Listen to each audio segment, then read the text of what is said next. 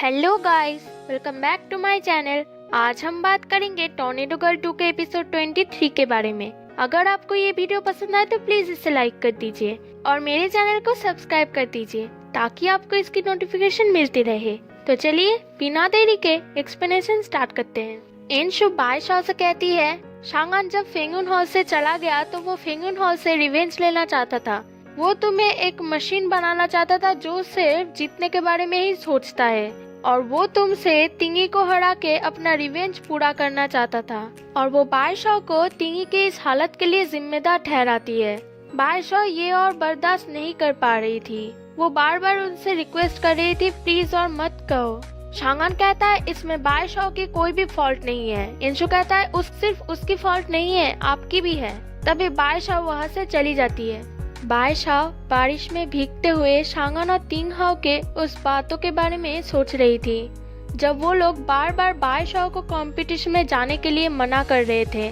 उसके इसी गलती की वजह से तिंगहाओ के दादाजी ने भी बायशाओ को कह दिया था कि वो यानुदाओ में ट्रेनिंग करने के काबिल नहीं है। ये सब बातें सोचकर बायशाओ बहुत ही ज्यादा टूट जाती है। इसके बाद हमें एक साल बाद की सीन दिखाई जाती है। शांगान गाड़ी में बैठकर बायशाओ को ढूंढ रहा था और रेडियो सुन रहा था जिसमें वो सब बताते हैं कि एनशु अब यानुदाओ की नई क्वीन बन चुकी है। उसकी अगली कंपटीशन जल्द ही जिमिंजू के साथ होने वाली है। सभी रिपोर्टर्स जिमिंजो को पूछती है कि वो एनशु से मैच खेलने में कितनी एक्साइटेड है। वो कहती है मुझे बिल्कुल भी इंटरेस्ट नहीं है। तो रिपोर्टर्स उनसे पूछते हैं कि उसे किसके साथ मैच खेलना है। वो कहती है ची बायशाओ। बायशाओ तुम कहाँ पर हो? तुम एक साल से कहाँ छुपी बैठी हो? जल्दी से वापस आ जाओ, मैं तुम्हारे लिए वेट कर रही हूँ। इसी के साथ हमें पता चलता है कि बायशाओ एक साल से यानुदाओ नहीं आई थी। वो उसी दिन से यानुदाओ छोड़ के चली गई थी। किसी को उसका कुछ भी पता नहीं था कि वो कहाँ पर थी, कैसी हाल में थी। शाओविंग रास्ते में सब लोगों को सोंगबाई हॉल आने के लिए इनवाइट कर रही थी पर कोई भी सोंगबाई हॉल नहीं आना चाहता। तभी वहाँ पर दो लड़के शाओविंग से कहते हैं सोंगबाई हॉल में बहुत बड़ी हिस्ट्री है। उस दिन के बाद सोंगबाई हॉल का कोई भी अपना मुंह दिखाने बाहर नहीं आया। ये सुनकर शाओविंग गुस्सा हो जाती है। तभी उनमें से एक और लड़का शाओविंग से पूछता है कि अब सोंगबाई हॉल का इंचार्ज कौन है। शाओविंग कहती है मैं। कोच कौन है? शाओविंग कहती है मैं। सोंगबाई हॉल में कितने स्टूडेंट्स है? शाओविंग कहती है सिर्फ मैं। ये सब सुनकर वो लोग हंस के वहाँ से चले जाते हैं। हम अच्छे से समझ पा रहे हैं कि बायशाओ के जाने के बाद सोंगबाई हॉल की हालत कितनी खराब हो चुकी है।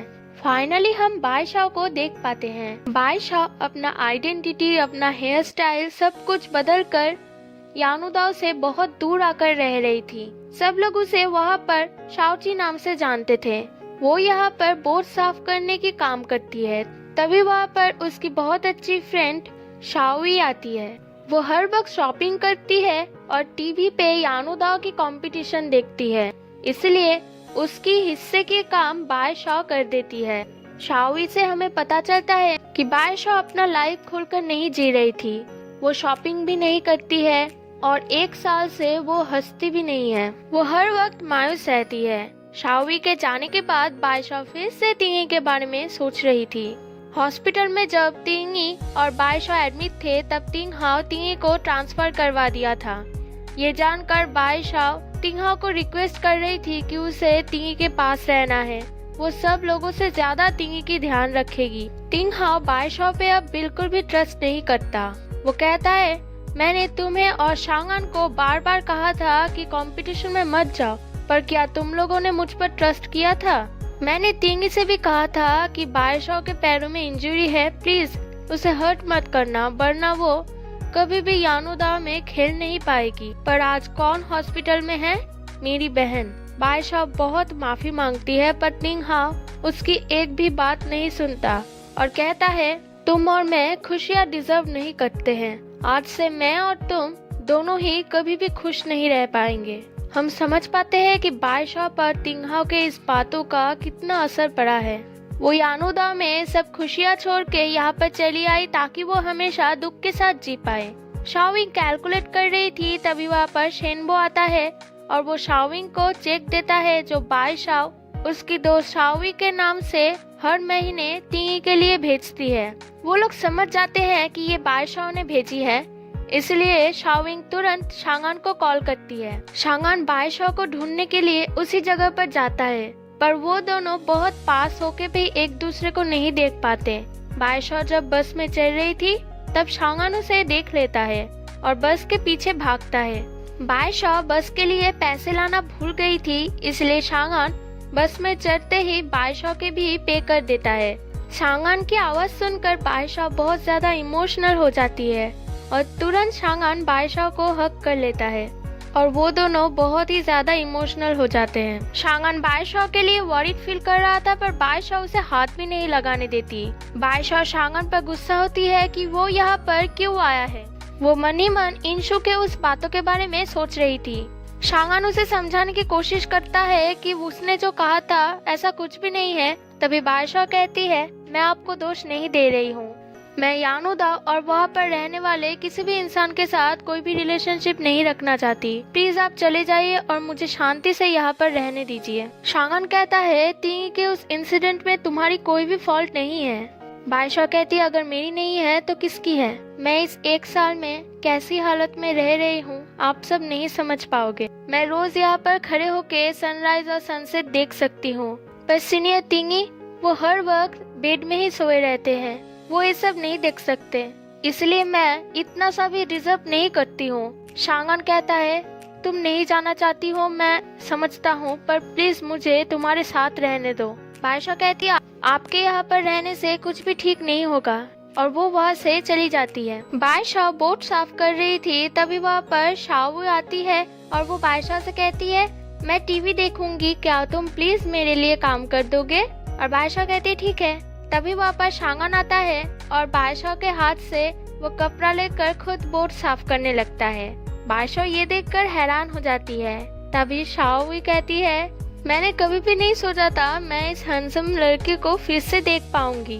तुम जब सुबह में गए थे तब ये न्यू एम्प्लॉय का काम कर रहा था। बायशाओ कहते हैं, न्यू एम्प्लॉय? शाओवी कहती है, हाँ, मैंने कभी भी नहीं सोचा था कि ये मेरे लिए बोट साफ कर देगा, ये सब सिर्फ ड्रामा में होता है। बायशाओ पूछती है, तुम क्या टीवी देखने नहीं जाओगे?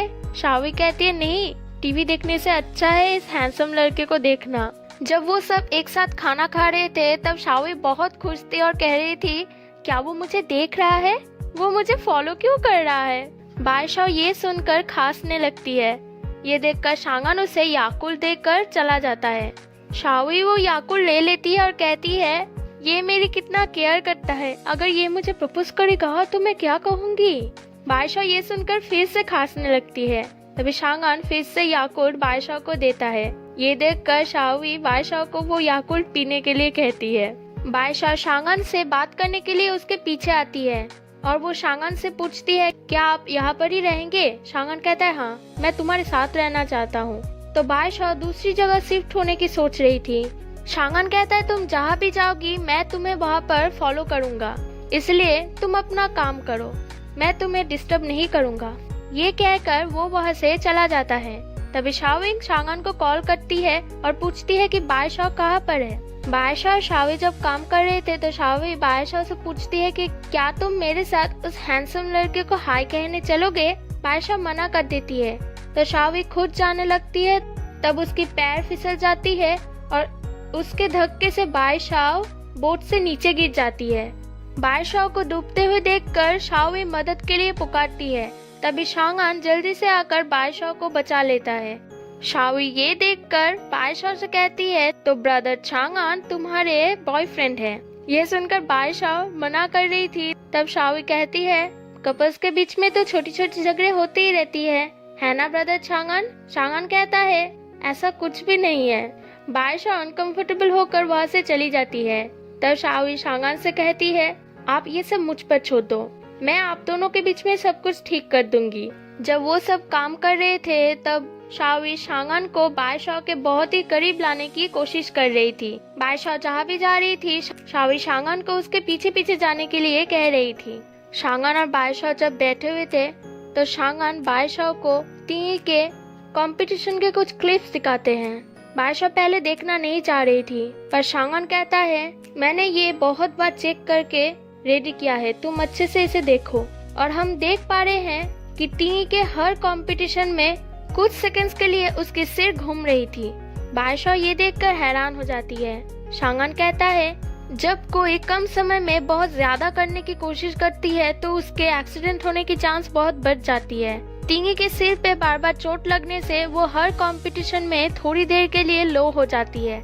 इसलिए तुम जब उसे लास्ट अटैक कर रही थी तब उसके पहले से ही उसके सिर घूमने लगी थी। बादशाह अपनी आखिरी किक देखकर तुरंत लैपटॉप बंद कर देती है और बहुत ज्यादा रोने लगती है। शांगन उसे समझाने की कोशिश करता है कि इसमें तुम्हारी कोई भी दोष नहीं है, पर बादशाह मानने के लिए रेडी नहीं थी। वो बार बार कह रही थी मेरी उस एक किक ने ही सीनियर टिंगी की हालत ऐसी कर दी है। अगर मैं वो किक नहीं करती तो आज ये नहीं होता। मैंने जो किया उसके लिए मुझे अभी तक पनिशमेंट नहीं मिला। मेरी केयर करने के लिए मेरे पास बहुत लोग हैं। आप मेरे पीछे पीछे आए। मेरे पास मेरे दोस्त हैं, मेरे पास खुशियाँ हैं, सब कुछ है जो मैं बिल्कुल भी डिजर्व नहीं करती हूँ। मैं ये सब डिजर्व नहीं करती हूँ। और वो बहुत ज्यादा रोने लगती है और यहीं पे ये एपिसोड एंड हो जाता है।